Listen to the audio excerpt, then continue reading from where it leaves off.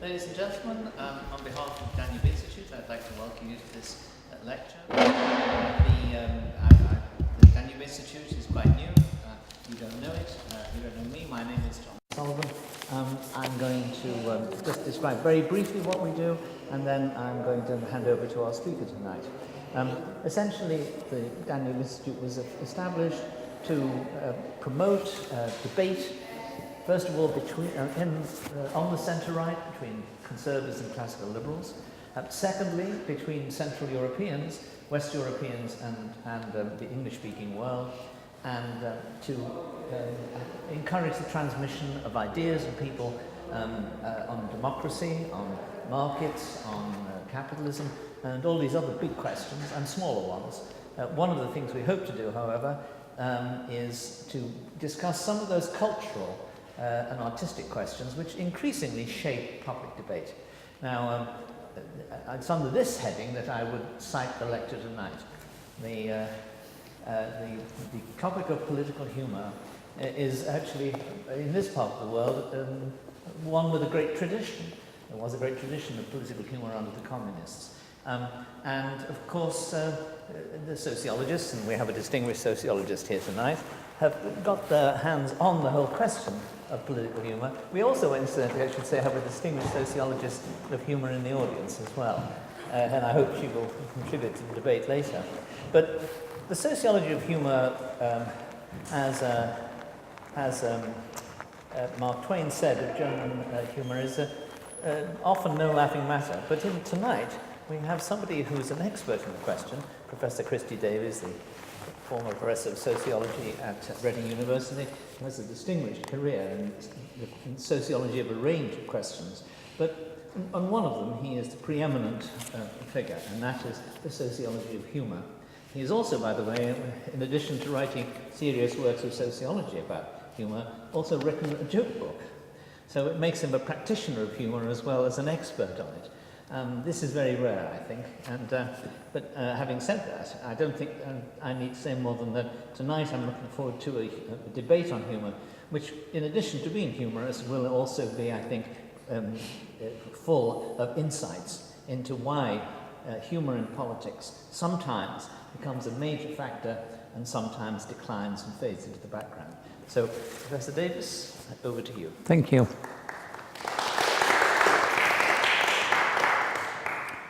Well, this is the third time, in fact, I've come to Hungary to deal with humour. I actually came here during the communist period for the British Council to do work on humour, and I had a daytime job, which was I worked with folklorists on harmless humour, and I had an evening job, which was talking to dissidents about political humour. And the second time I came was to a conference 6 years ago after Hungary had been liberated, and that was a very enjoyable experience indeed. So, as I say, I do know a little about Hungarians and how much they like humour. As far as the rise and fall of the political joke is concerned, the question why, there's a very simple answer. It's called socialism. The jokes arose and fell with socialism. When socialism came, the jokes began. When socialism ended, the jokes faded away. That's a simple answer. If you look at countries and their patterns of jokes, roughly speaking, you can divide them into democratic countries, of which, interestingly, there are two kinds. There are never socialist countries, such as Britain, and there are post-socialist countries, where I've worked with people in Estonia on the jokes of post-socialist countries. It's interesting that post-socialist is the only post-something word that makes any sense. When people talk about most postmodern, they're talking nonsense. Talk about post-industrialist, they're talking nonsense. When they're talking post-socialist, then they are happily accurate. So if you look at the democratic countries, you find there's not very much in the way of people's political jokes, by which I do not mean people with a capital P, I mean jokes told by ordinary people that circulate by word of mouth. There are many, many jokes that people tell in the democratic countries. The proportion of them that have to do with politics is small, and the jokes are nothing like as good as in the more authoritarian societies. If we move then and we think about authoritarian societies, places like Franco's Spain, Mubarak's Egypt, you get rather more jokes, but they are limited. They are restricted to certain topics. But there are more jokes than in a democratic society. But if you really want a wealth of jokes, you need a totalitarian society, of which the main examples in Europe have been the two socialist eras, that of Soviet socialism and that of National Socialism. That's where you've really got the jokes. And National Socialism only lasted for 12 years, whereas Soviet Socialism began in 1917 and lasted for a much longer time. And that's where you get the full richness of political joking, where you get the maximum of political jokes. And really, there are two backgrounds to this. The first is the reason why you don't get much in the way of political jokes in a democratic society is that you can talk about politics openly anyway. And a lot of what jokes have to do is they are about evading restrictions in how you're allowed to speak. The reason you have so many jokes about sex, for example, is that there are restrictions in how you talk about it. And people circumvent the restriction, and the joke arises from a sudden sneaking round the restriction. The restrictions in a democratic society and political speech are very limited, and so you get a limited range of jokes.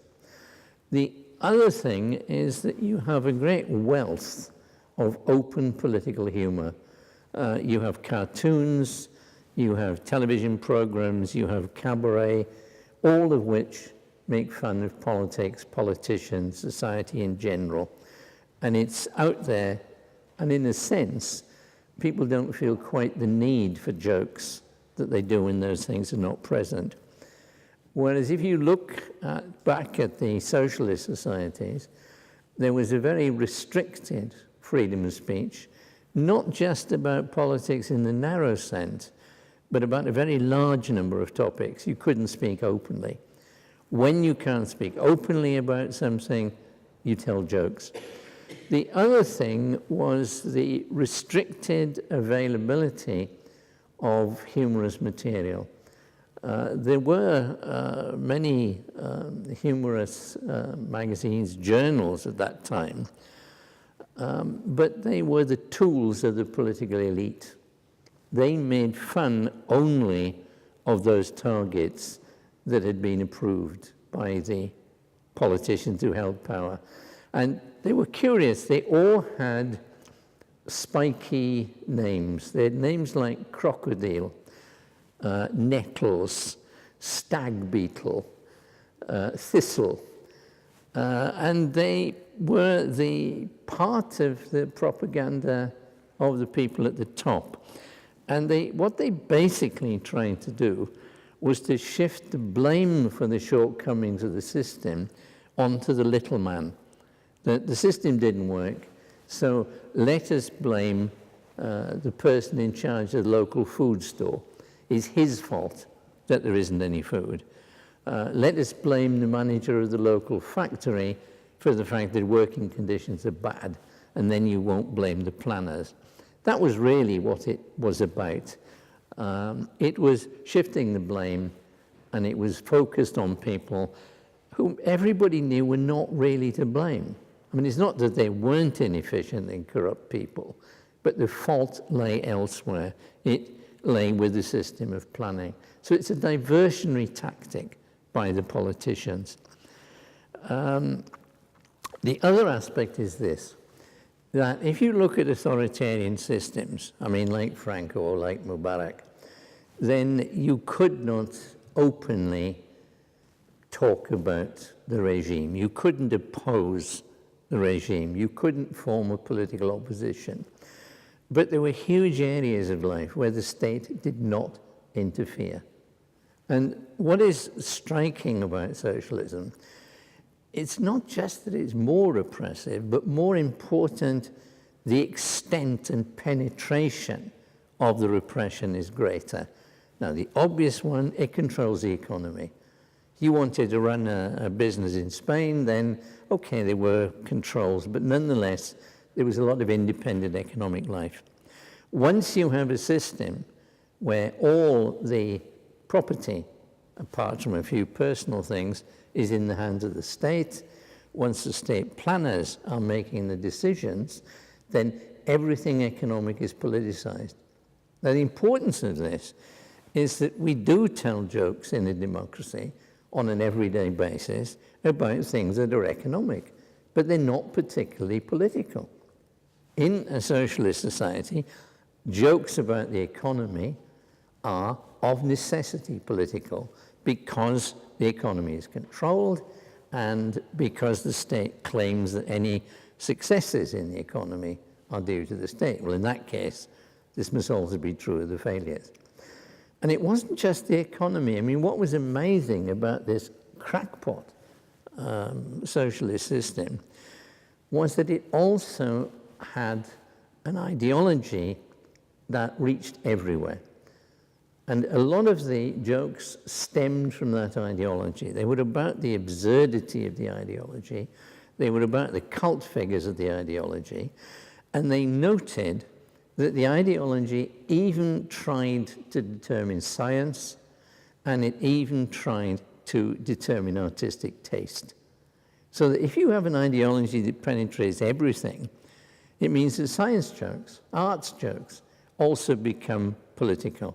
In other words, the more that the state tries to control, tries to manipulate, then the greater the range of political jokes. So that's the basic background to the whole subject. Now, let us look in particular at the rise of the political joke and something about where and how it started. Now, the earliest materials are from Russia in the 1920s. I mean, obviously, they'd had a revolution, then they'd have a civil war, and of course they had a famine. And then came this period in the 1920s when there is extensive telling of political jokes, although a lot of them are recorded later. That the sources that I've seen, the translations of Russian political jokes from the 20s, but the stuff themselves are published in the 30s. So, example, there's a very good study by a man called Eugene Lyons, who's an American, who collected jokes in Moscow simultaneously for several years. Then he left, went back to the United States, published a book called Moscow Carousel in 1935, and he provides a lot of jokes there. And there are many articles, people like Talmadge, Chamberlain. All the jokes, as they collected earlier, many of them are ascribed to a man called Karl Radek, who was a prominent Soviet politician. It's as if somehow the joke tellers suggest that he invented the joke. Do you follow me? And this is very common, that any witticism floating around in a society, they'll find a politician and claim that he said it. What is interesting is that Radek was Jewish. And this is very common, that jokes are placed in the mouths of people who are Jewish. And also, when you study the content of the jokes, they often have a Jewish content. So that not only in the Western countries is humor very much a part of the Jewish genius, but this was also true in socialist times. And one of the early jokes that was ascribed to Radek was that there was a plague of rats infested Moscow. They didn't know what to do about it. It's rather like Hamelin, and they wanted to get rid of the rats, and they couldn't work out anything. They tried to do this, they tried to do that. So in the end, they said to Radek, well, what do you suggest we do? And he says, I suggest that we collectivize the rats. And they said, well, what good will that do? He said, well, half of them will starve and the other half will run away. Now, I doubt very much whether Radek would have made that joke, but it was ascribed to Radek, which is absolutely standard. And the other joke I remember from this period, which again is obviously of Jewish origin, is that a Jew has escaped at the time of the revolution. He's gone off to live in Britain, and now he decides that he's going to visit. It doesn't matter whether it was Moscow or it was St. Petersburg, and he's going to look at his old home. So he gets on a tram, and he's traveling on the tram, and the conductor is coming out with the stops. So the conductor comes out and he says, Marx and Engels Square. And the chap mutters, formerly Tsar Nikolai Square. So they go on a bit further, and it says, Revolution Terrace, formerly Church of the Holy Ghost. Goes on a bit further, and it says, Mendeleev, no, sorry, I got that one wrong. It's the other way around.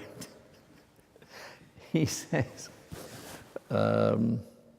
let's call it, just for the sake of argument, we'll call it Lenin Prospect. And the Jew says, formerly Mendeleev Prospect. And at this point, the tram driver turns to him and he says, be quiet, comrade Israelite, formerly Dirty Jew. And what strikes me about that is that right from the start, we can see that people are telling jokes. And the number of jokes rises over time, right? So we've already got the jokes during the time of Lenin, during the time of the NEP period, the new economic policy, when there was a limited amount of trading allowed, the famous NEP-man period, which produced quite a lot of jokes. So it's a high joking society already. But the number of jokes goes up during the time of Stalin. That suddenly you find a larger number of jokes. This is what I call in my book, Jokes and Targets. This is the time of terror. And this is a lot of jokes about the terror. And nonetheless, there are not as many jokes as there were in the time of Brezhnev that came later. So the jokes grow during the time of terror, very large numbers of jokes about Stalin, about the policies, and you can date them quite easily because you can match them up with political events, even events in other countries. So they say, well, what is the difference between Stalin and Mahatma Gandhi in India? And they say, well, in India, one man starves for the people. Here, the people starve for one man. Another one is a joke about Hoover, the American president. What is the difference between Hoover and Stalin? Hoover taught the people not to drink because they had prohibition. Stalin taught the people not to eat. So in other words, there's an awareness of what's going on abroad. They know there's prohibition in America, Whereas interestingly, vodka consumption was rising at this time in Russia. They didn't have anything to eat, but you could get completely drunk, as indeed many people did. And they obviously knew about Gandhi and the campaign of civil disobedience. So there's an awareness of these things going around, which indicates something else, which is that the intellectuals are involved in inventing the jokes. You know, these are not jokes that are just circulating among the peasants. This means that there's joking from quite high up in the system. And the man who's done the greatest amount of work on this is an Estonian, someone who lived through much of this time, a man called Arvo Krikman. And Arvo, there is a website in which a lot of this stuff is published. It's an Estonian website. It's called Folklore, the Electronic Journal of Folklore. You can just get into it. You don't have to pay or anything. It's very good work there by Krikman and by Liisi Lainesta, both Estonians. And he has worked out, as I say, that the jokes peaked in the time of Brezhnev. So they peaked in the time of decadence, not in the time of terror. And that, I think, indicates it's not the intensity of the repression that is so important, but the breadth of the impression, the number of things in which people meddle. Now, where you have a problem is that a lot of the jokes are retrospective. A lot of the jokes, for example, about Lenin were not invented during Lenin's own time. And it's very difficult to disentangle what was invented in Lenin's time or what was invented later. Because what happened in the Soviet Union is that there was a pseudo-religious cult of Lenin. That Lenin was elevated almost to divine status, almost to being worshipped. People even claim to have had religious experiences where Lenin talked to them, and I can document that. And all sorts of myths grew up around Lenin. The invention, for example, of Grandpa Lenin. Grandpa Lenin was a friendly figure who loved children, which wasn't true. Lenin, in fact, didn't like children. And in particular, he didn't like the fact that children made fun of his bald head. That used to annoy him no end. Well, I'm sure that Jerry agrees with me on that. Absolutely. So it's a complete myth and fable, but it's taught in the schools. And at this point, people start telling more jokes about Lenin. And it makes a lot of sense. Because if you preach that, and something is banged at you day after day, then you will tell jokes about it. That is almost the rule of life, that people don't like being preached at, and particularly if they suspect that what they're being told is complete nonsense. And then finally is the centenary of Lenin. I can never remember where, no, it must have been his birth that there was a centenary of. And at this point, there were souvenirs of Lenin everywhere. And of course, it produced an enormous number of jokes. And my favorite joke from this period is of a Russian Orthodox priest who dies.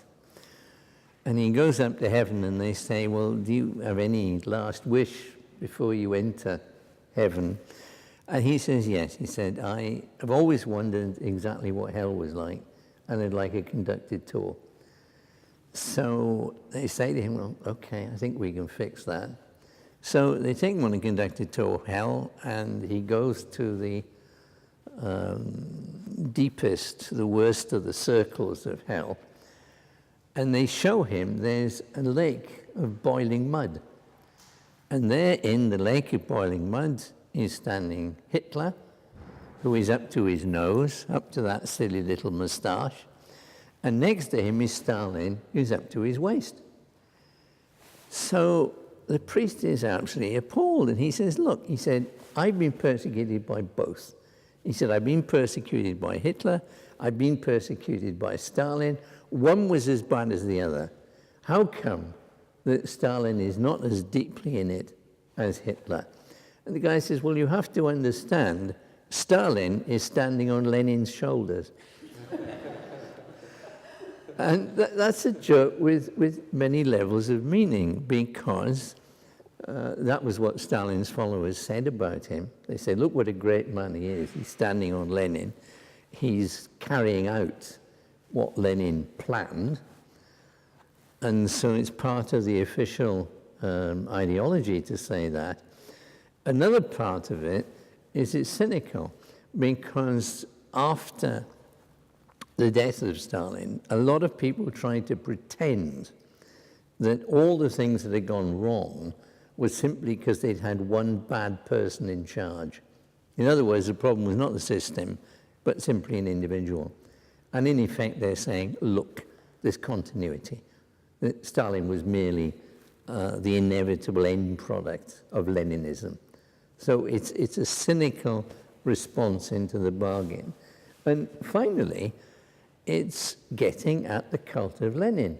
You know, everybody's saying that Lenin is absolutely perfect, but they are saying, well, no, Lenin was an evil, dreadful person. So it's a joke that works at many levels. It's something of my favorite joke. And there are many jokes from this time. And of course, there are many jokes that go on in the Brezhnev period. They only really go into decline at the time of Gorbachev. Then you find Gorbachev himself is telling the jokes. But of course, that means there's less incentive to invent new jokes. And after Gorbachev, the jokes just fade away. The reason there are so many of them is, as I've said, the penetration of the state into everything. The economy is controlled by the state, and consequently, people telling jokes about the economy are also telling jokes about the system of planning and about the political control of that system. And so there are a lot of jokes, for example, about shortages. And one that I remember is from Poland, where they had a military ruler called Jaruzelski, who took the country over basically to do what the Soviets wanted. And Jaruzelski is being driven down the street in his chauffeur-driven limousine, and he sees a huge queue of people outside the food shop. So he stops and he goes and says to people, what's going on here? Why are you queuing up? And they say, oh, we're queuing up because there isn't enough food. You know, there just isn't enough food in the shops, and so we're in line here, and we've been here for several hours, and we need food. So Jaruzelski said, oh, something must be done. So Jaruzelski drives off to the headquarters of the planners and tells them, look, I'm telling you from a position of authority, you've got to do something about it. And 2 hours later, a truck unloads alongside the queue, and the lorry driver gets out, and he unloads 45 chairs. So that now the people can sit down while they're queuing. And if you think about it, it's a metaphor for the planning system. It was required is food, but when they sit down with their plan, all they can get out of it is chairs, because there's an overproduction of chairs and an underproduction of food. Basically, there's no price mechanism. If you have no price mechanism, you just get total muddle and total wastage. And that was the essence of socialism. And it was also why it was such a corrupt system. Corruption was necessary to socialism. In other societies, corruption gets in the way. It makes things less efficient, less effective. In the Soviet Union, it made things more effective to have corruption. Because when the plan went wrong, one factory manager who couldn't get supplies would ring somebody up and say, if you give you a bribe, can you make sure the stuff arrives on time? And then the stuff would arrive on time. Now, it didn't improve the system much, but it was necessary to the system. It was called blatt. And then, of course, it became part of a general way of life. If you wanted to be treated in the hospital, you had to bribe the surgeon. And the surgeons were usually underpaid. And the reason they were underpaid was the state planners didn't give priority to medicine. And so bribery, as I say, was a very unsatisfactory way of patching up a thoroughly bad system. This ideology penetrated, as I say, everything. I mean, the business of science, I think one of the characteristics of a democracy is that you have a civil society, and also that various areas of life are given not complete independence, but a very high degree of independence. And an example is theoretical science, that on the whole, politicians do not try and tell most of the time. Okay, there are nasty exceptions, but a vast greater part of the time, they don't meddle with what the scientists are doing. They may manipulate it through differential funding, but they don't tell the scientists what the results are going to be. Now, even before the revolution in Russia, Lenin was trying to tell scientists what to think. One of the great deviations, as far as Lenin was concerned, was called Machism. And Mach was a professor of physics and also philosophy in Vienna, and he had ideas about the nature of matter. This contradicted dialectical materialism, so Lenin decided that Mach's ideas had to be demonized. And Machism became not a scientific theory, but a deviant form of ideology. So the meddling is there right from the start. I mean, what Lenin would have thought about quantum mechanics, I hate to think. I mean, the idea that you have things where you're not quite sure whether they are matter or particles, or that you have an atom which is largely empty space. I mean, Lenin's nightmare. And yet, this explains the world a lot better than the earlier physics did. And you find the same thing with Hitler, that he didn't like relativity, and he got a German Nobel Prize winner to condemn it and to call it Jewish physics. Now, relativity is a much better explanation of things than these alternatives, but oh no, ideology had to prevail. The key one in the Soviet Union had to do with a man called Lysenko.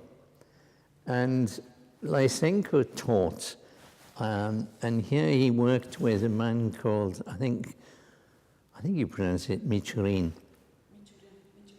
Michurin. Michurin was a plant breeder, and Lysenko was a theoretical biologist. Between them, they cooked up the idea that characteristics, acquired characteristics, could be inherited, which is nonsense. You can't do it. So that if, for example, you packed grain in ice, this would somehow harden it up, so when you planted it, it would grow farther north than ever before.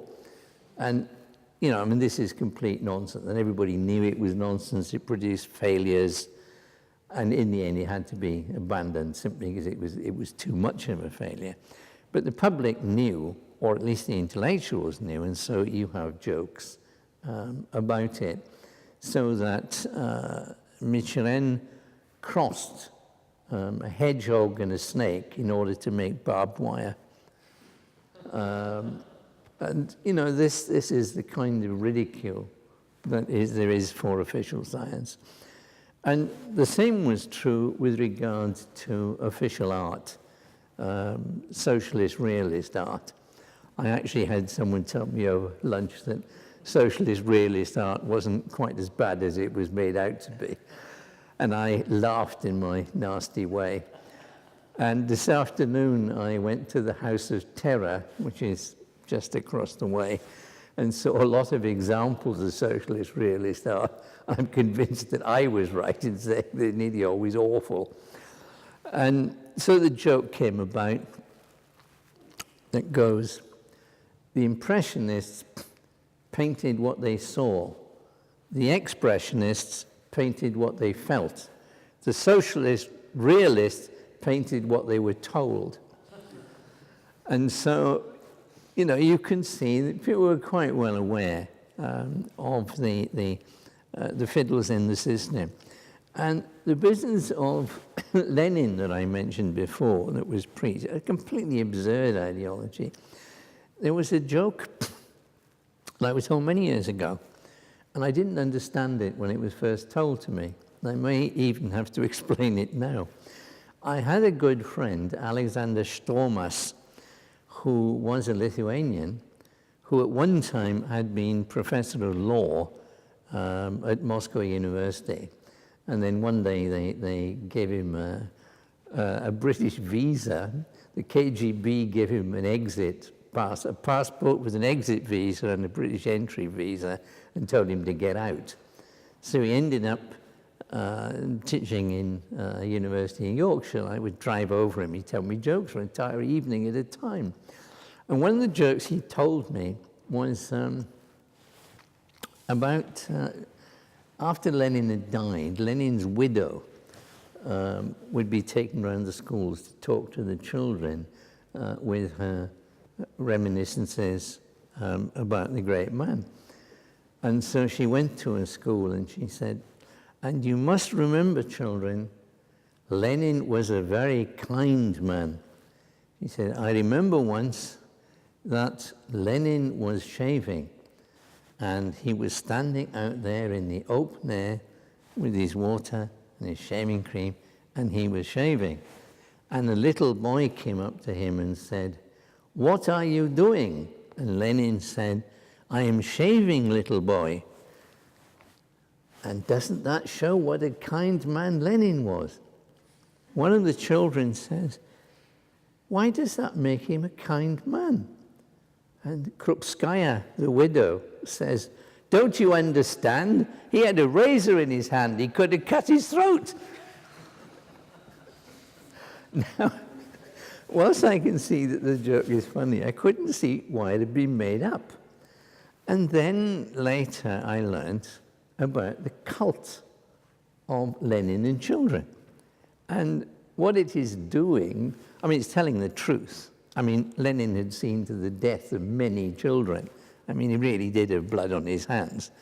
But it's talking about this incessant ideological pressure, and the cult of Lenin was part of it. Lenin was made into a saint.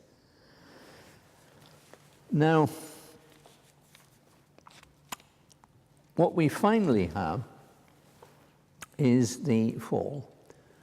And the fall is also an interesting situation.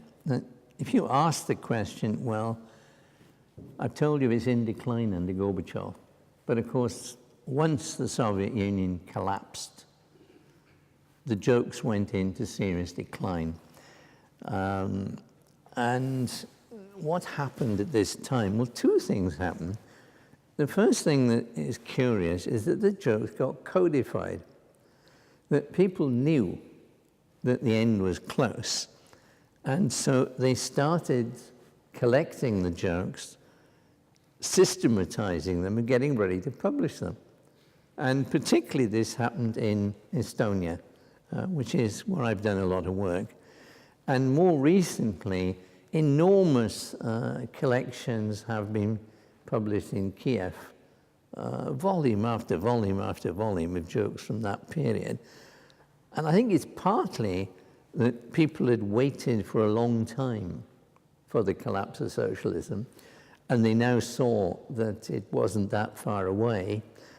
And it may be also they saw the jokes as a memorial to passive resistance, to the fact that, okay, we may have had to conform when these people were in power, but the jokes show that inside ourselves we didn't think much of it.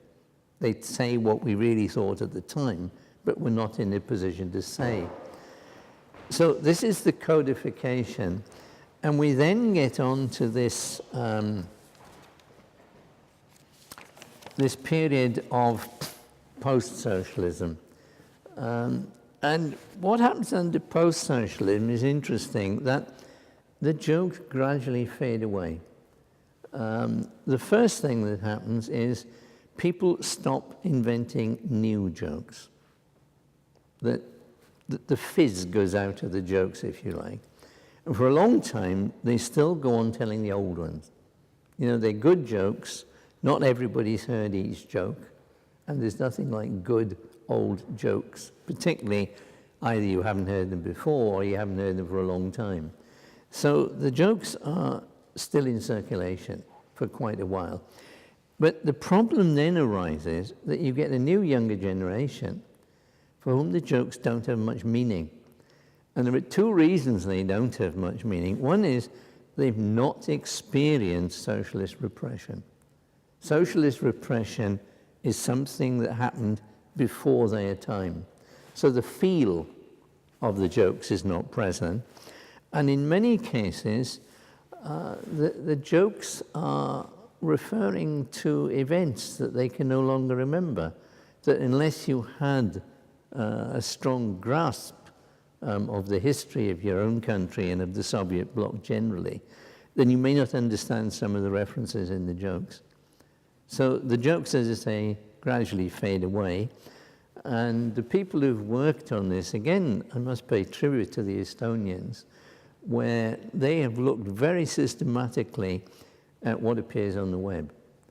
And the reason for this is that Estonia is the country in Europe where there's most computer use. More people in Estonia do things with computers than anywhere else. And they post jokes on the web. And so what they've done is to measure how many jokes have been posted on what topic. And you can see this fading away of the jokes of the socialist period. Now, people sometimes say to me, well, what replaced them? You know, what happened? I mean, the whole joke culture has gone away. What has happened instead? And the jokes, some of the jokes simply disappear. The jokes about ideology, for example, are largely, nothing has replaced them because there is no single dominant ideology. And you often get this rubbish from followers of Gramsci and Marxist nonsense about the dominant ideology in democratic capitalism. There isn't a dominant ideology. There are many ideologies that compete and that people disagree about. And so where are you going to get the jokes? You know, if there isn't this preaching that isn't there anymore. But some of them survive. I'll give you two examples. One is the jokes about the economy. That what now happens is that economic power is fragmented. And so what you get are jokes about aspects of the economy that are no longer political jokes. So that you might, for example, get jokes about bankers, you might get jokes about trade union leaders, but they're spread out. And we don't think of them as political jokes. We think of them as jokes on particular aspects of an economic system. I'm going to give you an example of a joke I always used to enjoy telling my uncle, who was a bank manager. And the story is that somebody goes into the bank and wants a loan. And the bank manager is very reluctant to grant the loan to this businessman. And the businessman goes on and says, look, I've got a good business, it's going to work, it's good for you. And the bank manager finally says, all right, he said, listen, I'll tell you something. He said, I've got a glass eye.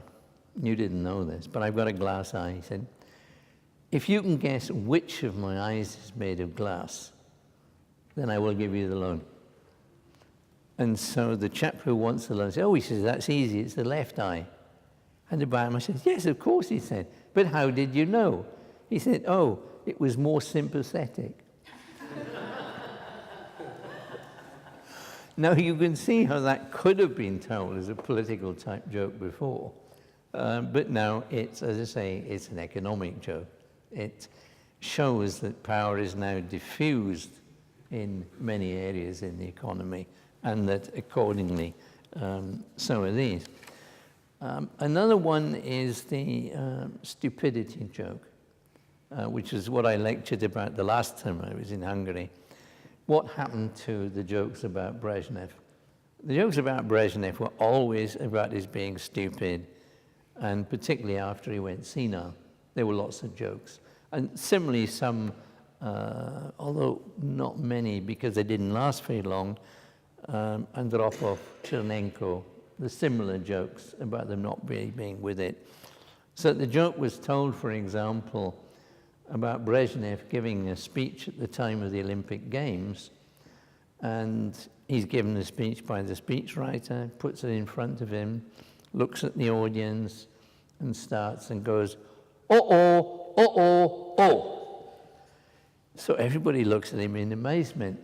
And the speechwriter runs over and says, "Excuse me, sir, but that's the Olympic logo."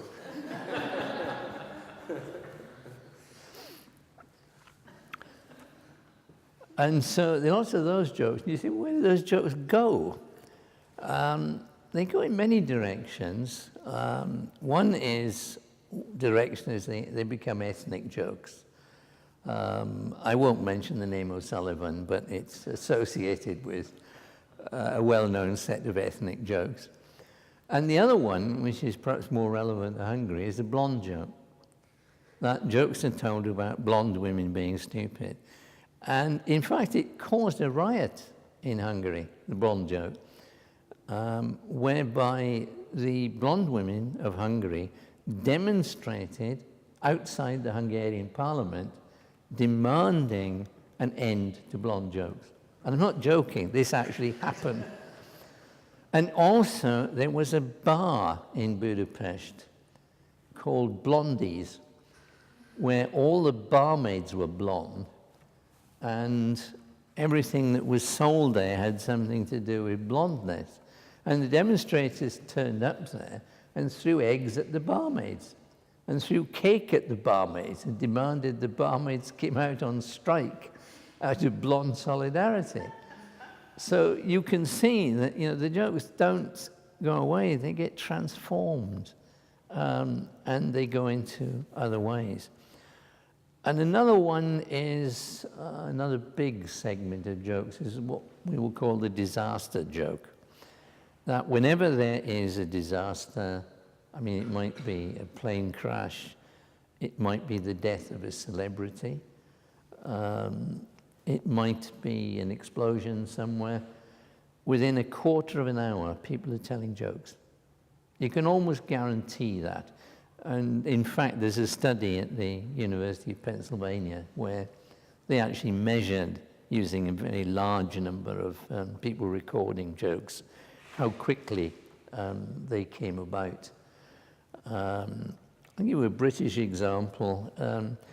One of the biggest outbursts of jokes that ever occurred, in Britain at any rate, was after Princess Diana was killed in a road accident when she had a French drunken driver who managed to ram the car into a pillar, and she was killed, and with her was killed her paramour, her lover, called Dodi El-Fayed, who was the son of Mohammed El-Fayed.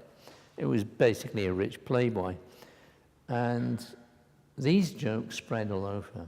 I did a survey on the web. The jokes were there in British English, American English, Australian English. And you could tell they were American and Australian because they used to play on words that would only work in American, only work in Australian. They were there in French, they were there in German, they were there in Spanish. And often you could not understand the joke unless you knew that language. So in other words, they're independently generated. They're not merely copying British jokes. And one of them that I remember was extremely popular was the question, what did the mortuary attendant, you know what I mean? Mortuary attendant looks after the dead bodies. What did the mortuary attendant sing when he was putting the remains of Diana and of Dodi El-Fayed into the body bags? And he was fastening up the bags. What did he sing? He sang, zippity-doo-dee, zippity-die. Now, that's a very characteristically British joke. I mean, that tells you a lot about the British sense of humour. But it's not just Britain. It was there in France, in Germany, in Spain. For example, to which virgin do you pray for the soul of Diana? The Virgen del Pilar. Literally translated, the Virgin of the Pillar. Because, of course, the car hit the pillar, which was how she got killed. That joke doesn't work except in Spanish, because it's a particularly Spanish manifestation of the Virgin.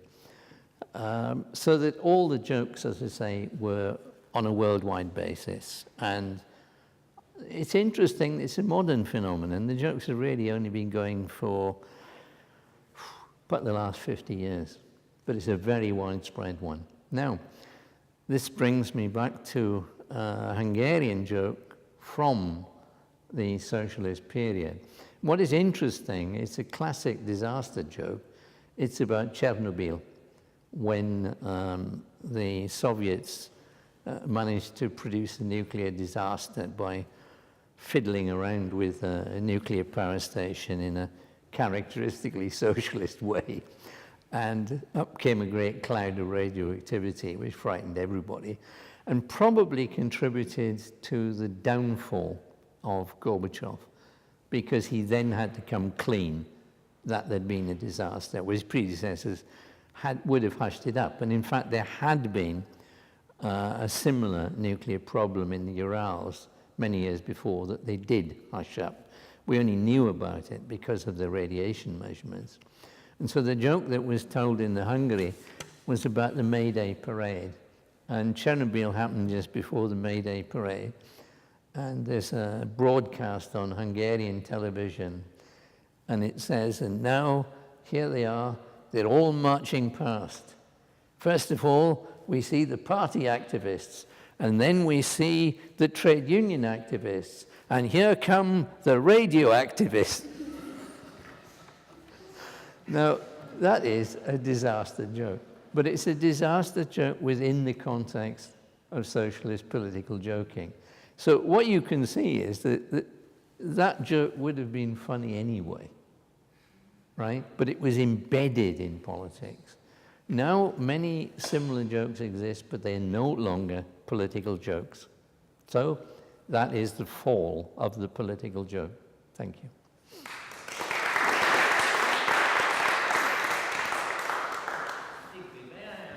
Digby. Is Digby here? I'm sorry, Digby, hello.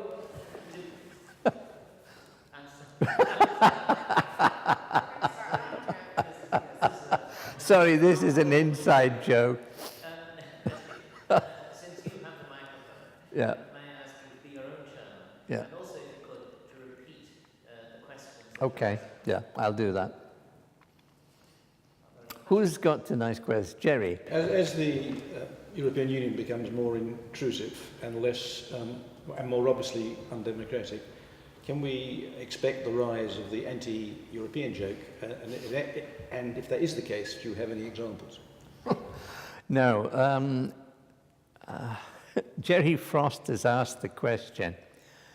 Now that the European community is undergoing elephantiasis, that is to say, it's growing and expanding and penetrating more and more into our lives and pushing us around, can we expect the growth of jokes about the European Union comparable to those of Soviet socialism? I would like to think it would happen. I think the difficulty is that they've been very successful at concealing from the public exactly what they do, so that whenever some disastrous regulation that began with the European Union is implemented, people don't trace it back. They blame the regulation, they blame their own national government for implementing it, but they don't actually go behind it. So the European Union is not so much the visible dictator, but the cunning manipulator behind the scenes. And that's much more difficult to tell jokes about.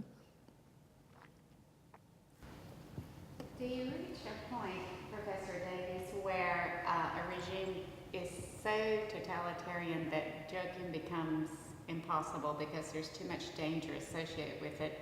And I'm thinking about North Korea, for example. Do we have any research on what political joke? Okay. The question has been, does there come a point where a dictatorship becomes so repressive, so dangerous to its own people, that the jokes disappear, that people are too frightened, basically, to tell the jokes? And the further question is this true of North Korea? What happens in North Korea? Now, there are two answers to this. The first is no, because Stalin and Hitler were as repressive as present-day North Korea, but the joking didn't stop. We can show quite clearly that there was a lot of joking in Stalin's time and in Hitler's time, and people would take risks to tell jokes. And the other thing was they would tell the jokes to people they trusted. And it's interesting that even in the worst of times, relationships of trust remain, and perhaps in some cases are strengthened. As far as North Korea is concerned, I don't think there are any jokes. Somebody posted jokes on a website that they claimed had come out of North Korea. It wasn't true. The jokes had not come out of North Korea. What you often find with jokes on the internet, this is one of the great perils of doing research on the internet, is that people paste fake jokes. What they do is they take a joke from one place and change a couple of the details. So you cross out a Russian or a Hungarian socialist leader, you put in a North Korean one. But when you read the joke, you know from the style, you know from the cross-references that it's a fake. You know it didn't come from North Korea. And I have never seen jokes that I can say, yes, this is genuinely North Korean. Part of the problem, of course, is I don't speak Korean. You'd really have to ask that question to someone from South Korea, who would have their finger on things better than I have. But I suspect there's some other problem, and that is that all the joking I've talked about is European. And the telling of jokes is a predominantly European phenomenon.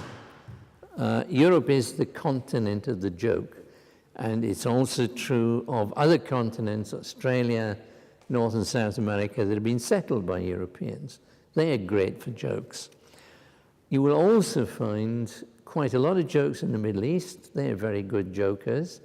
And you'll find jokes in India, and you will find there were socialist jokes from Ethiopia, that during the Mengistu period, when there was a socialist dictatorship in Ethiopia, people did tell jokes. The Africans very much enjoyed jokes.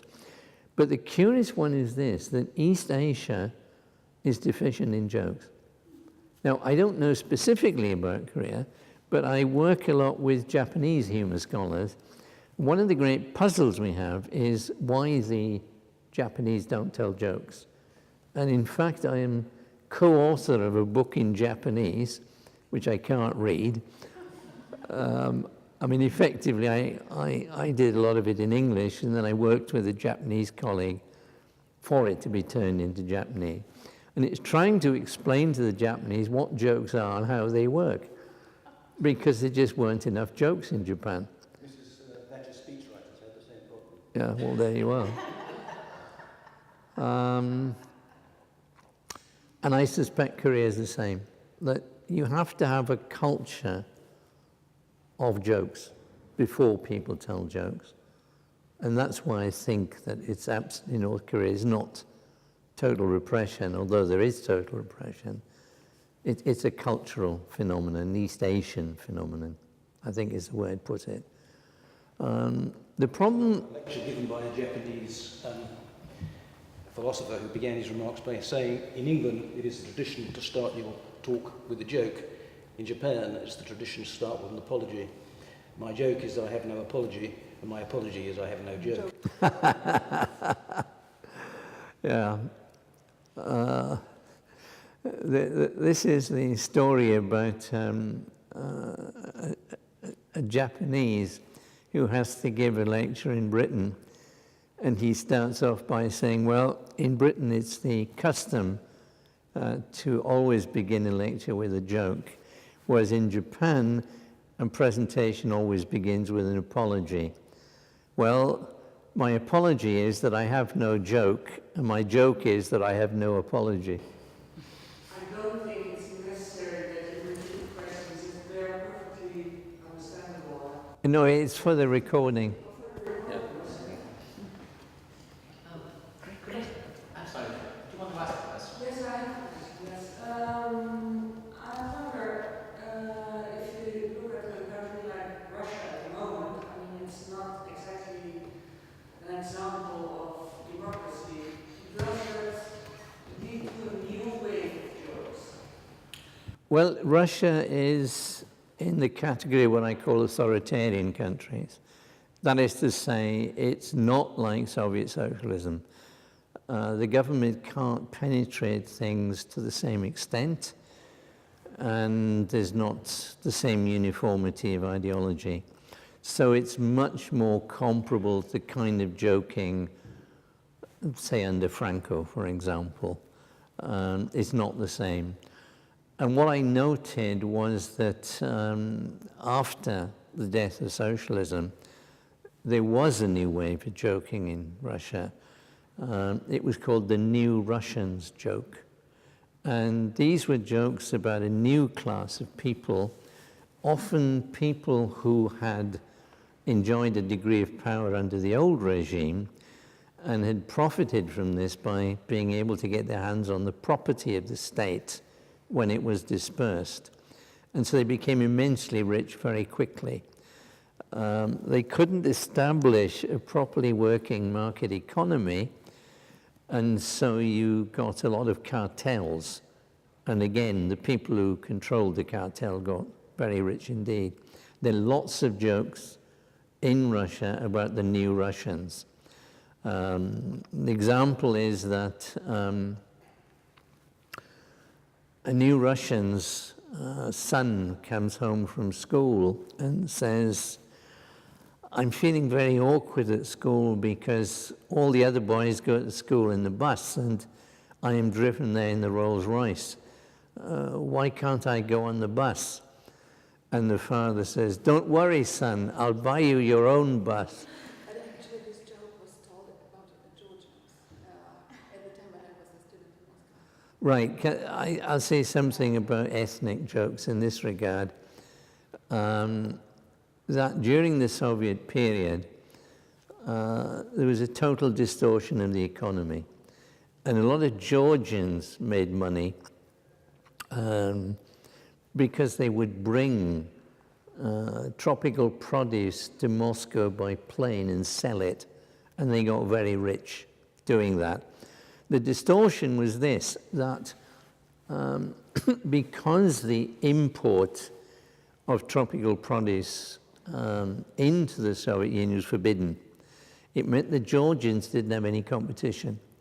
So that if you wanted fresh fruit or you wanted flowers, they were provided by people who would fly in from Georgia. There was no other way of getting the stuff to Moscow because the state planners hadn't allowed for it. You couldn't sort of load the stuff onto a car and into a train and bring it because it just wasn't part of the plan. And the other thing was that airfares were very, very highly subsidized. The reason they were subsidized was because aircraft have military uses. So if you've got Aeroflot, which is a very cheap, though rather dangerous airline with a lot of crashes, it would pay you to buy a basket load of oranges or flowers in Georgia, and then to fly to Moscow and sell them, and then to fly back again. And not only would it pay for the airfare, but you'd make a huge profit. And so the jokes are about the Georgians becoming extremely rich, which is why they were a sort of proto-version of the New Russian.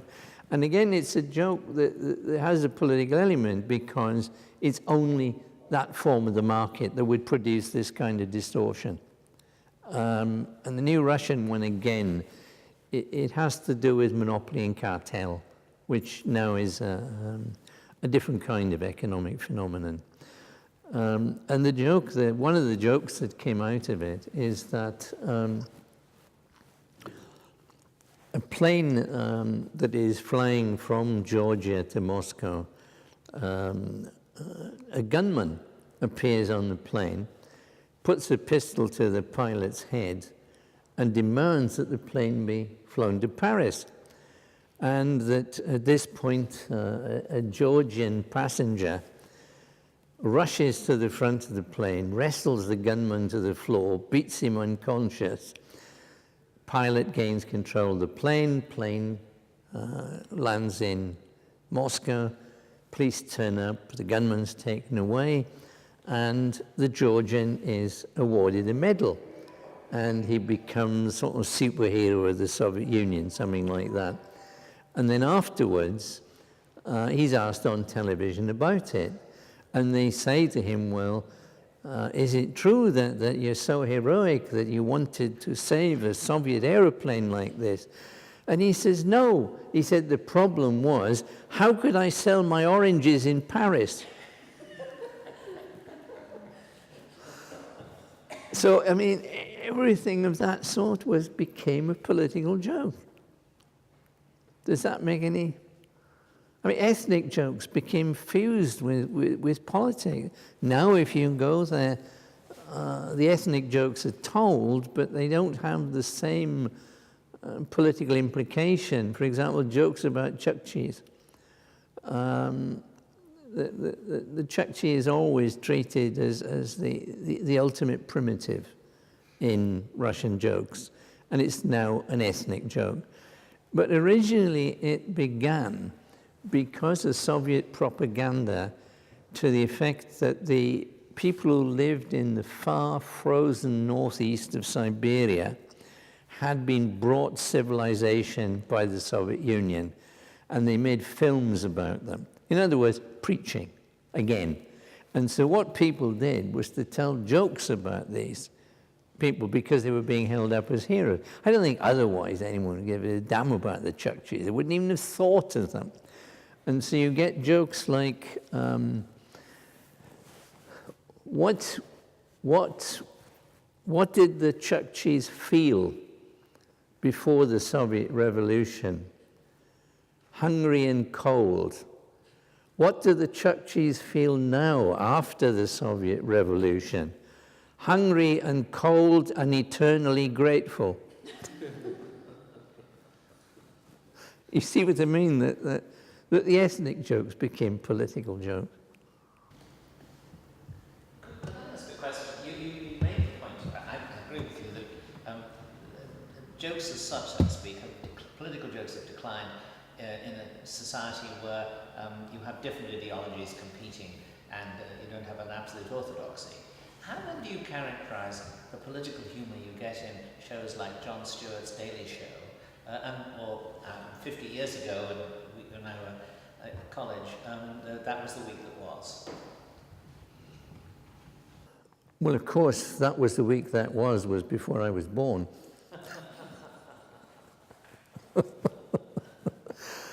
I think the point is that this is open political humor done by professionals. I think that is the point. And I think, in a sense, they're doing the job that in a totalitarian society is done by the people themselves. I think that's the difference. I tell you what is very odd. I went through the transcripts of some of the late-night American political shows, and the jokes don't feel right. And you have the feeling a lot of them are being read off an auto cue. Yeah. Do you get me? And this affects the spontaneity of the joke. I did some work on jokes told in American television about Saddam Hussein, and particularly about the French refusal to assist America at the time. And some of them were quite good jokes, but they're rather forced. What is also interesting is that when people were telling jokes, generally, the jokes didn't have a particular purpose. When people tell ethnic jokes, they don't usually have a purpose in mind. I mean, contrary to what is often argued, ethnic jokes are not tendentious. Do you follow me? That if say I make jokes about the Germans being too efficient, I'm not particularly trying to get at the Germans if I tell the joke, though I might be. And what happened in the case of these jokes being told was the jokes are making fun of the French. And I suddenly realized that here you had people putting the ethnic jokes to a deliberate political use. Do you get me? So you've got jokes like,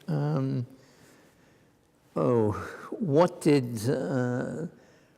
the mayor of Paris say to the German army when it entered Paris in 1940? Table for 10,000, monsieur? And there were lots of jokes of that kind, which you suddenly realized, and they felt slightly wrong because they were being forced into a political framework.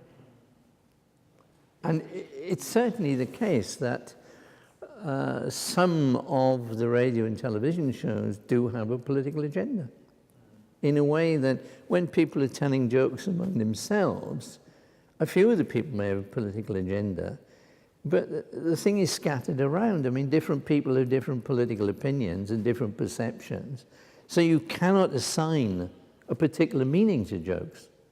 You know, there's a diversity of folk.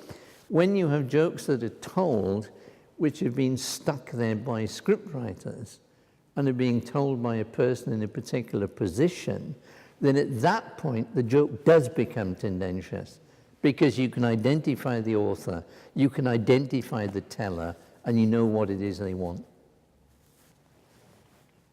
And in that sense, they've become political jokes.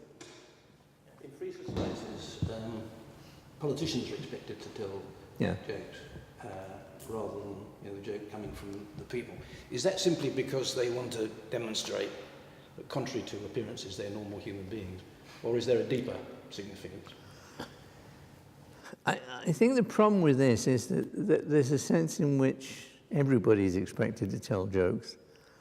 If I go and give a lecture somewhere, for example, I had to speak about economics at lunchtime, that I felt obliged to put a joke at the beginning.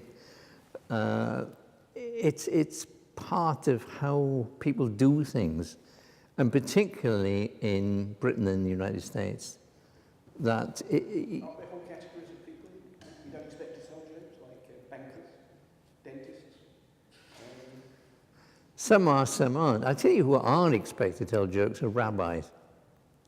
If you're a rabbi, you can't survive without telling jokes. It's absolutely standard. And I've got a close friend who's a rabbi, and he tells me jokes down the phone from Chicago. I mean, it goes with the job. I think if you're a dentist, then possibly it might be seen as in rather bad taste that you're drilling someone's tooth and say, I heard a very good joke about this going wrong last week. You know, there are certain cases that are excluded, but it wouldn't surprise me if a banker were to tell a joke, for example, to deflect criticism of the handling of banking affairs. And one of the things politicians are doing, they know that they're under criticism, and there may be a degree of self-deprecation. The other thing with politicians is there's rivalry, and so you want to tell jokes about the opposition, and it's a good, succinct way of making a point. That, I think, is why the politicians do it. You were saying about Mrs. Thatcher. It's interesting that some politicians are better at telling jokes than others. Mrs. Thatcher had problems telling jokes. Well, that I couldn't possibly comment on. But I can remember that there were several of us who used to feed jokes in that she might use. And there was one very good joke that she managed to get it wrong. She managed to fluff it. And I thought it had been invented by one of her scriptwriters, but in fact he had derived it from another source. And the joke goes where she says, and what is Labour's policy? It is to borrow and to borrow and to borrow, like Macbeth with a cold. Shall I explain that for the benefit of people who don't know Shakespeare? It's a pun. That there's a famous passage in the play Macbeth. It's a soliloquy where Macbeth says, tomorrow and tomorrow and tomorrow. In other words, he's meditating on the passage of time and the uncertainty of the future. So he changed it to be to borrow and to borrow, and it's like Macbeth with a cold. In other words, he can't say the words properly. But she got it wrong by putting the pause in the wrong place, because she didn't understand the importance of timing, and timing is of the essence. And so if you're a politician and you don't understand timing, then you ought to be careful. Either you should get someone to coach you in timing, or you shouldn't tell them. And curiously, there is a study of this, not particularly with regard to jokes, that some people have got perfect timing. And this works not just for jokes, it works for rhetoric. And perhaps people know there's an English phrase, claptrap. For someone who's talking nonsense, they say, oh, he's talking claptrap. And what it's about a rhetorical device where you want people to clap. And so you do the timing such that at this point you know they will clap. And what that tells you is where to put the pause. You put the pause at the claptrap. And the guy who was explaining this had videos of different politicians. And the chap who had a problem was one of our better politicians, Sir Keith Joseph, who was a very well-known conservative Jewish politician and a big upholder of the free market. And the problem he had was he'd be making a speech and he'd go on talking into the applause. So the last bit he had to say would be drowned because he couldn't understand timing. Whereas ironically, the man who was really good at timing was our arch socialist, Mr. Wedgwood Ben, whose timing was perfect. And so timing and accuracy of perception don't necessarily go together. They're rather different talents. What is your favorite joke about Putin, about Obama, and about Orban? Pass. I'm not going to tell a joke about Putin because I want to be able to leave the country safely. I'm not going to tell a joke about Obama because it's politically incorrect to tell jokes about black people. And that just about wipes out all my possibility. I have a question which arises from yesterday, 2 days ago. We had the former British ambassador to Poland as our guest, and he mentioned particularly that he felt it had been a great mistake of the West not to insist on the withdrawal of Lenin from Red Square. He said that was a symbolic, keeping Lenin in Red Square was symbolically very bad and signified that the snake had been scotched and not killed. It was still there diffusing a kind of bad odor. And since you said, and rightly, that Lenin, the hagiography of Lenin, the elevation of Lenin to sainthood, was a major source of jokes. Are there any jokes about Lenin today in the tomb? I'm not sure. If I thought for a long time, I might come up with something, but just like that, no, I can't think. There was certainly used to be jokes where the corpse speaks. They used to be quite good, but I can't remember them at this, just like that.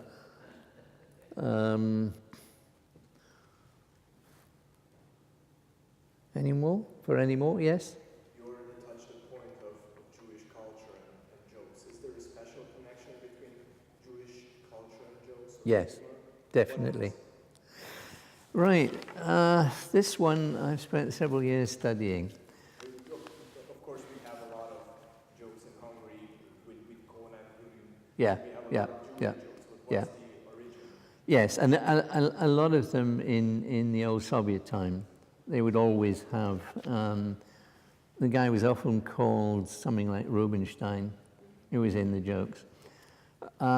It's an interesting phenomenon, and since I would say, since about the mid-19th century, Jewish jokes have been enormous.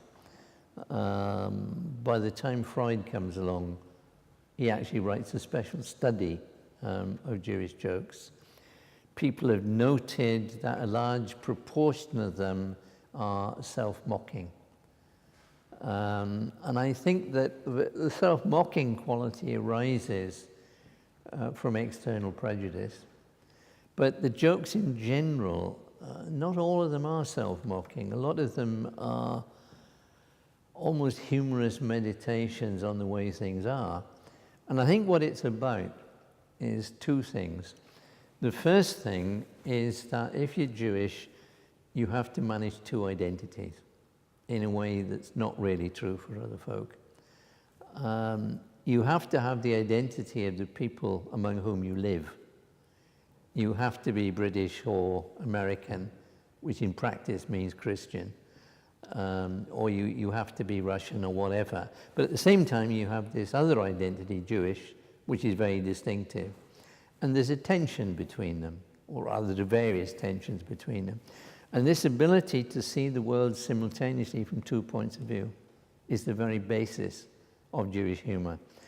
And in America, it grew to the point where quite a substantial majority of television comedy writers are Jewish, which is not true of other television writers. I mean, if you take other forms of writing, the Jewish presence is not particularly noticeable, but in comedy it is. And to some extent, this is also true in Britain. Not as much as in America, but there are a lot of Jewish writers and performers. I mean, it is a remarkable fact. And I think one of the reasons I say is this perception of the world. The other one, and this is interesting, because I had a correspondence with a Hungarian colleague about this point. I said, well, let's look at it the other way around. Let us look at the other things where the Jews have been remarkably successful and see what they have in common. And it's rather curious ones. I mean, for example, theoretical physics has got a very, very high proportion of Jews at the top. The American atomic bomb, which they dropped on Japan, was very largely designed by Hungarian Jews. Oppenheimer, who was in charge of the project, had to leave the committee early one day. And as he left the room, he turned to the American Atomic Bomb Committee and said, well, gentlemen, you can now continue the meeting in Hungarian. And as far as I know, they did. I think, was Teller Hungarian? You see? So, you know, you find that there's this area where they're predominant. And the other one where they were predominant is chess playing. That you look at the number of chess grandmasters, and I think about half of them are Jewish. Now, the politically correct version of this is, oh, well, it's due to Jewish culture, it's due to Talmudic reasoning, it's due to pilpul and all the rest of it. My own view is simply it's because the Jews are brighter, right? They're more intelligent. That's how it is. And I'm quite happy to say, yes, that is how it is. And in fact, there's a joke about it, that somebody comes up to me in the street and says, "Excuse me, are you Jewish?" And I reply, "No, I merely look intelligent." And it does quite often happen to me that people come up to me and say, "Are you Jewish?" Well, there is a joke, Christie, from the last stages of communism about this. A man goes into a shop, he sees a job advertised, and he applies for it. He says, "I'd like to apply for it," and the man behind the counter says, "I'm sorry, but we don't employ Jews." So he's outraged, and he says, "But what about the law? What about glasnost? What about perestroika? What about the rights of small nations? What about socialist equality?" And the man says, "Look, they said we didn't hire Jews, and we certainly don't hire stupid Jews." That reminds me of another Jewish joke. And that is that there's a Jew is being interrogated by the KGB, and so he's been asked a series of questions, and so the chap says to him, "Have you ever belonged to a political organization other than the Communist Party?" "No." "Have you ever been outside the Soviet Union and had contact with foreigners?" "No." "Have you ever been on Soviet territory that was occupied in wartime?" "No." "Have you any relatives in other countries with whom you are currently corresponding?" "No." "Nationality?" "Guilty." Now, what lies behind that was that in the Soviet Union, if you had a passport, it had a section in it called nationality. And you get all this nonsense about the Soviet Union not being anti-Semitic, but if you looked at the passport, for most people, the passport was the republic where you were born. So it might say Ukrainian, it might say Georgian, it might say you were from Karelia, or it might say you're from Uzbekistan. But if you were Jewish, it said Jew in the passport. Right? That is how it was. And so there are endless also jokes about this discrimination and exclusion. So it says, for example, what happens if you're convicted of dangerous driving? And the answer is, you're fined 10,000 rubles. What happens if you have a second conviction? You go to a labor camp for 6 months. What happens if you have a third conviction? They change the nationality in your passport to Jew. Now, you can see how, it's the inventiveness that gets me. I mean, there are lots of other people who are discriminated against, but they don't invent jokes about it. If it was simply a matter of persecution, then the Armenians should be joked a minute, but they're not. Or the Chinese in Southeast Asia should be great jokers, but they're not. Anyway, with regard to the chess players, I got myself in trouble. I went to lecture in Virginia, and I put together two things. I said, why is it that women don't invent jokes? Which they don't. And I was able to prove this. And in fact, if you go to Google and you put my name, Christie Davies, into Google, and you then put in mother-in-law, right, up will come my essay on the mother-in-law joke. And what is very striking is that men invent jokes about their mothers-in-law. Women who are on much worse terms with their mothers-in-law do not invent jokes, right? So the opportunity's there, the incentive's there, but they don't invent the joke. And so I said, well, what is comparable with this? And what is comparable with it is they're not chess players. And then I went through the list of all the great chess players, and I came up against a woman called Judith Polgar. Do you know who I mean? The great Hungarian champion. So I emailed a Hungarian friend of mine and said, Judith Polka, is she? Question mark. Back comes the email, yes. Right, that's all. Right? We didn't need to use the word Jewish at all. But Judith Polka is Jewish and is from a dynasty of chess players. And so it's as if somehow there is a connection between the telling of jokes and the playing of chess. And I think what it's about is it's about being obsessed with playing with systems. Right? Now, if you say to me, oh, you know, what a dreadful put down this is, no. That if you look at studies of conversation, right, there's just as much humor in men's conversation than women's, right? There's no difference. What does differ is the nature of the humor. That the women's humor tends to involve empathy, right? It tends to involve personal stories. It tends to involve what is going on in another particular person's mind, which is something men are remarkably bad at. You know, if I'm stuck and I don't know something, I'll say to the wife, I'll say, what goes on here? You know, what is he thinking? What's he up to? And she will say, oh, it's such and such, such and such. And I will take my wife's advice, you know, because I know she's much better at it than I am, which is probably why she's a successful criminal lawyer. I mean, I can do the law just as well as she can. What I can't do is to work out what a jury is thinking, or what a defendant is thinking, or what a prosecutor is thinking. She can work it out. I don't know how she does it. And that then becomes the basis of humor. But if you look at manipulation of abstract systems, then that tends to be at the male end of the spectrum. And in fact, if you look at the people who are particularly good at manipulating abstract systems, they're a bit weird, right? Have you heard of Asperger's syndrome? Do you know what I mean? Now, what is interesting about Asperger's syndrome is it's almost entirely a male phenomenon, and it's highly associated with certain kinds of male pursuit. For example, physics, maths, those people. And my brother recently went to give a lecture to the Computer Scientists Association of Vienna. And when my brother came back and I said, well, how did it go?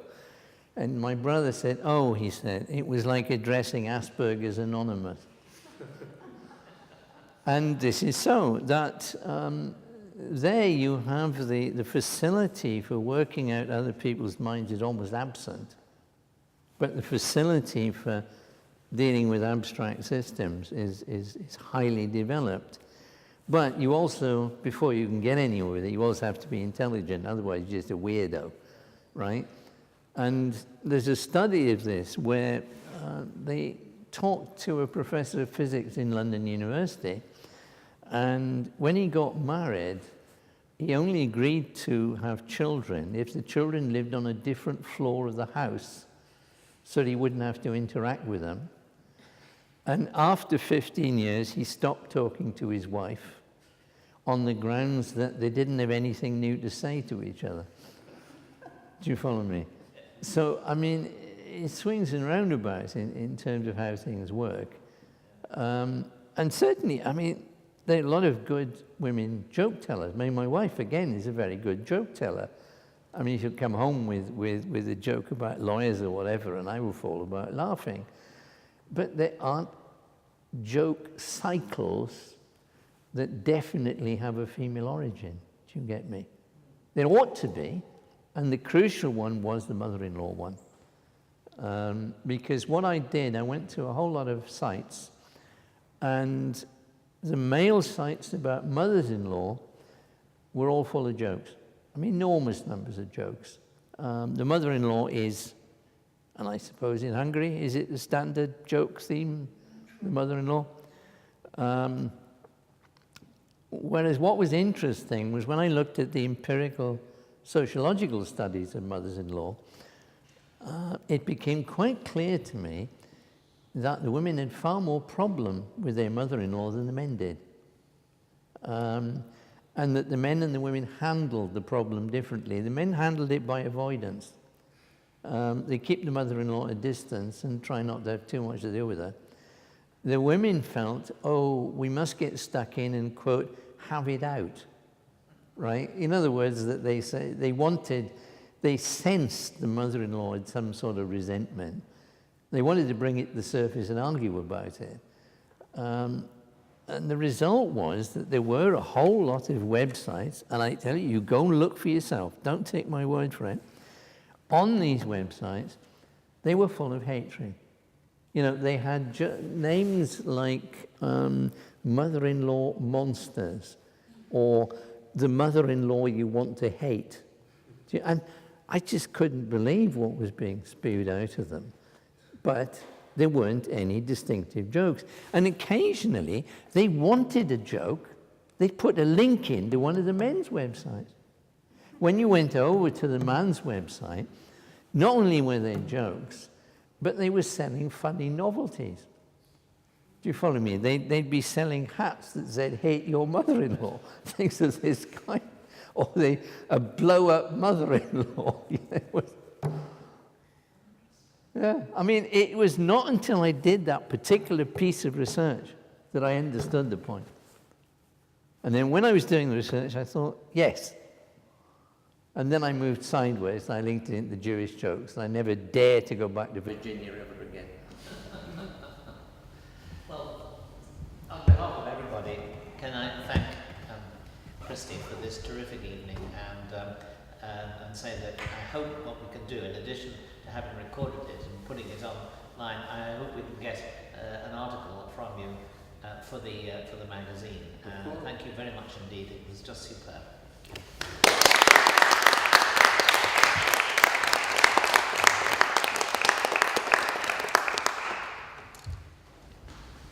Shall we?